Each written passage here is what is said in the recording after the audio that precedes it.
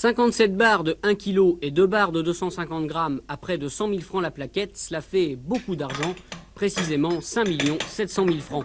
Pour intercepter cette super cagnotte, la brigade de surveillance de Maubeuge a dû compter sur des informations venues de Paris, mais aussi sur la chance. Des petites routes qui viennent de Belgique, ce n'est pas ce qui manque dans la région. Vous étiez là un peu par hasard, je crois.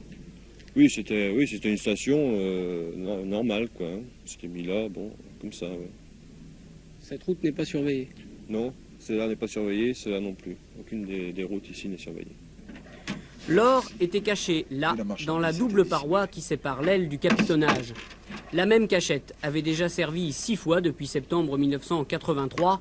6 voyages très lucratifs. Les passeurs ont avoué avoir fait sortir plus de 81 kilos d'or de Belgique. Le commanditaire était toujours le même. On ne connaît pas encore son identité. Enquête oblige. La filière a en tout cas été remontée. On sait comment s'organiser le trafic. Ce sont des personnes de nationalité marocaine, mais résidant en France, qui donc sortaient des capitaux de France à destination de la Belgique, achetaient l'or en Belgique et donc réimportaient en contrebande cet or pour la France. Qui a intérêt à faire un tel trafic? Vous savez que depuis fin 1981, l'anonymat sur l'or a été levé. D'où l'intérêt pour certaines personnes de se procurer autrement de l'or, et notamment à l'étranger, où l'anonymat n'est pas levé. Que devenait l'or une fois arrivé en France? Difficile de le dire avec précision.